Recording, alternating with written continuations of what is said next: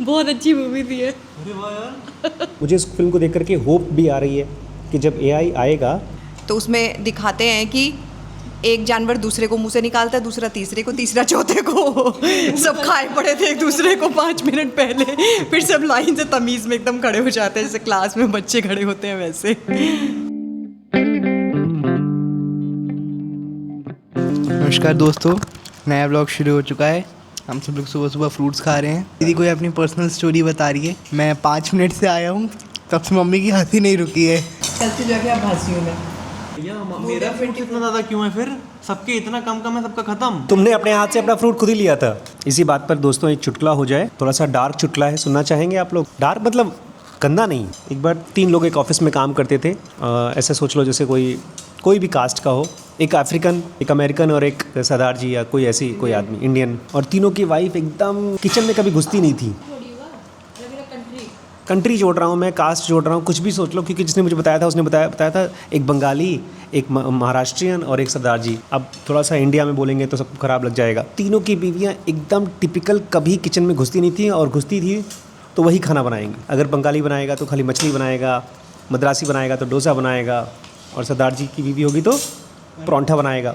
तीनों ने बैठ करके डिसाइड किया, कल अगर मेरे खाने में यही चीज़ें हुई, बोरिंग चीज़ें, तो मैं इस छत से कूद करके जान दे दूँगा। अगले दिन कोई फ़र्क नहीं पड़ता, वही खाना। बंगाली जी ने देखा मछली, कूद के मर गए। मद्रासी जी ने देखा डोसा, कूद के मर गए। और सरदार जी ने देखा पराठा, कूद के जान दे दी अपनी। सब शॉक्ड, ऑफिस वाले सब लोग, सबकी बीवियाँ रो रही हैं एक्सेप्ट सरदार जी की बीवी। गेस करो। खा के मरे थे। पराठे खा के मरे थे? नहीं, सरदार जी की बीवी ने मारा था उनको।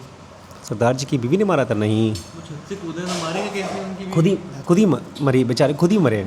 कोई गेस कि मैं बताऊं? थोड़ा सा तुम बताते बताते चुक गई। बंगालन बोलती है अरे मुझे बता दिया हो तो मैं कुछ और बना देती।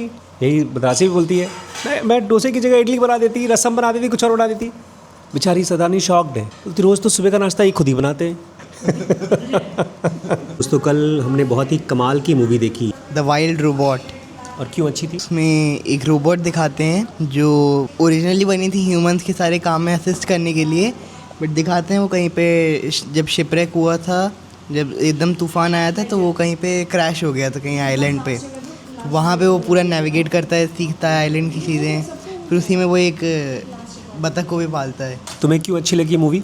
बेसिकली उसमें दिखाया है कि वो जो बतख रहता है वो एक रोबोट और फॉक्स के साथ पला बड़ा रहता है, और दुनिया में हर कोई उसका मजाक उड़ाते हैं कि अरे तुम्हारी माँ नहीं है, ऐसे कर करके उसने तुम्हारी माँ को मार दिया है, उसके साथ तुम रह रहे हो। तो बाद में जब उसको ये रियलिटी पता चली तो उसको बहुत बुरा लगा था, और उसे लगता था कि आप लोग की वजह से जो जिस जगह पे मैं बिलोंग करता हूँ वहाँ पे मैं नहीं रह पाया, और मैं जो कर सकता था, मतलब मैं उड़ सकता था या फिर तैर सकता था, उन लोग के साथ नॉर्मल हो सकता था, वो नहीं हो पाया।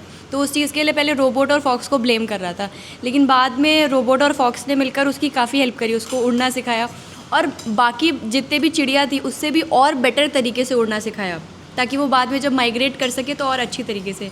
और बाद में दिखाया कि वो एक ईगल की हेल्प लेता है उसको उड़ना सिखाने के लिए, और उसमें दिखाया कि कैसे उल्टी तरीके से कैसे उड़ते हैं, वो भी दिखाया कि कैसे वो उल्टा नीचे उड़ के आता है और फिर अलग अलग चीज़ें सिखाता है।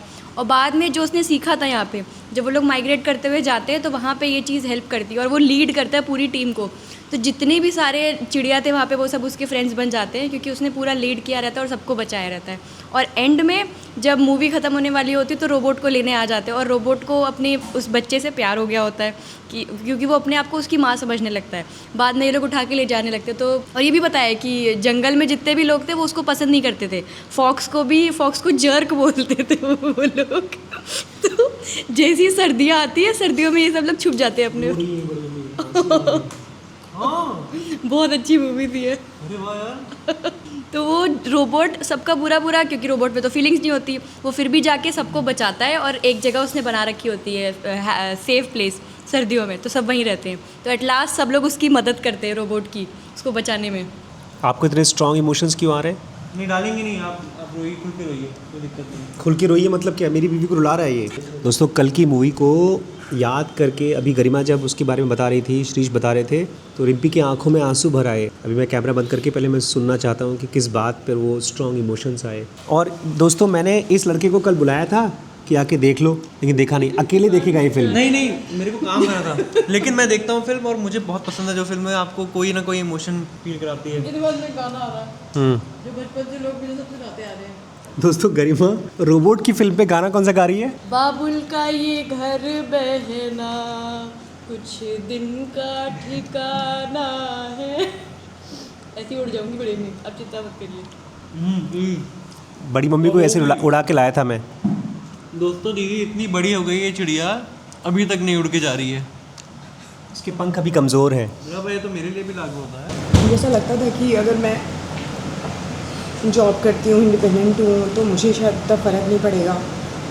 बट मुझे ऐसा लगता है कि जब बच्चे जाते हैं बाहर तो मैं नहीं जाऊंगा, डोंट वरी। मैं नहीं जाऊंगा। बड़े इंटेंस इमोशन हो जाते हैं। धक्का मार के निकालना पड़ेगा इन फिल्मों को। हम भले रो लेंगे लेकिन यार अब कब तक रहेगा? ये लड़का बोलता है मैं फिल्म मेकर बनूंगा, फिल्म मेकर बनूंगा। कल मैंने इतनी अच्छी बुक का एक पेज पढ़ा है, कैसे वीडियो शूट करें कि अच्छी वीडियोस बने, और इसने 4 पेज पढ़े छोड़ दिए। कॉलेज में होते बेटा तो मजबूरी में धक्का मार के पढ़ाया जाता है। थोड़ा दिखाइएगा मुझे किताब। मैंने दिखा सकता हूँ, तुम लोग गायब कर दोगे उसको। तो दोस्तों अब डॉक्टर रिम्पी से पूछते हैं कि उनको ये मूवी द वाइल्ड रोबोट क्यों पसंद आई। By the way Jio Hotstar पे अगर आपको देखना है तो। खाना खाने के बाद बिस्किट खा रही है। उसको चाय बिस्किट खाना है। नहीं, मुझे बहुत अच्छा लगा उसमें ना, ह्यूमनॉइड दिखाया है, वो रोबोट नहीं था पूरा। ऐसा शुरू में लगता है कि वो प्रोग्राम्ड है और एआई है, बट लेटर ऑन कुछ अननोन होता है और फिर वो इट टर्न्स मोर ह्यूमनॉइड, और वो भी पॉजिटिव वाला, नेगेटिव वाला नहीं। Even when everybody is dying वो सबको सेव करता है, वापस नहीं जाता। स्पेशली वो मोमेंट मेरे लिए बहुत ज़्यादा वो था इमोशनल, जब उसका बच्चा चला जाता है। दोस्तों मैंने सबको पूछा तुम्हें फिल्म क्यों पसंद आई, किसी ने मुझे नहीं पूछा कि तुम्हें फिल्म क्यों पसंद आई। मैं खुद को ही पूछ लेता हूँ, मैं खुद को ही पूछ लेता हूँ मुझे क्यों पसंद आई। हैप्पी एंडिंग थी कि सैड एंडिंग थी? बहुत अच्छी एंडिंग थी। दोस्तों पिछले 10 मिनट से मैं वेट कर रहा हूँ कि लोग मुझसे पूछें। मैं बोलना शुरू किया तब तक से आपस में बात करना शुरू कर दिया इन लोगों ने। मैं नहीं बताऊँगा, जाओ बताइए। पहले अपनी चाय पी लूँ।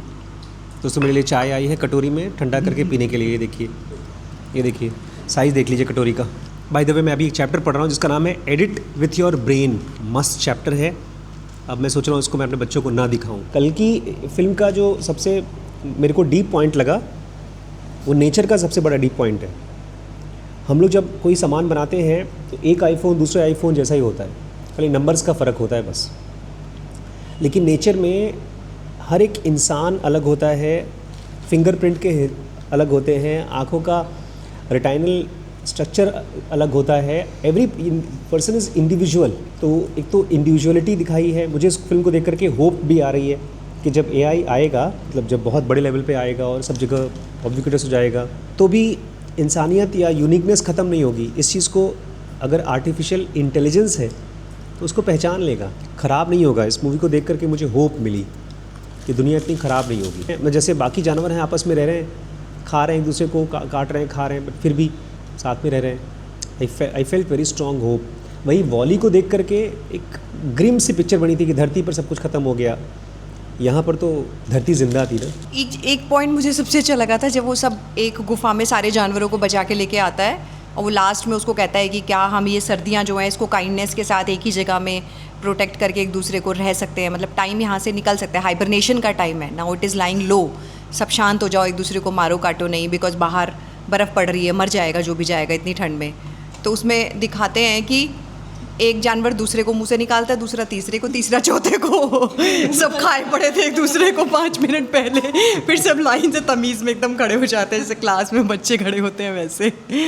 दोस्तों सुबह सुबह जब मैं उठा, नहा धो करके जैसे ही अपना कपड़ा चेंज करने के लिए बाहर निकला, तब तक से मुझे याद आ गई बचपन की, जब हम लोग बदतमीज़ी करते थे तो पापा मम्मी जो कूटते थे ना, और हम लोग चिल्ला चिल्ला के नहीं मम्मी हमने नहीं किया, हमने नहीं किया। हमारे पड़ोस में ऐसी आवाज़ आई खूब ज़ोर ज़ोर से मार खाते हुए बच्चे की, और वो भाग रहा था यहाँ वहाँ, हमने नहीं किया, हमने नहीं बोला, हमने नहीं बोला। उसको मम्मी झाड़ू से मार रही है, पता नहीं किस किस चीज़ से मार रही है। ये जो मारना काटना है अगर माँ भी करती है तो भी ख़राब है, नहीं मारना पीटना चाहिए। समझा दो, थोड़ा सा स्ट्रिक्टली बात कर लो। ये कल की फिल्म में यही था कि काइंडनेस बहुत दिखाया। आप भी देखिएगा दोस्तों, बहुत अच्छी फिल्म है, द वाइल्ड रोबोट नाम है। और पता है किसने रिकमेंड की थी? श्रीश भाई ने, कोच खाज की।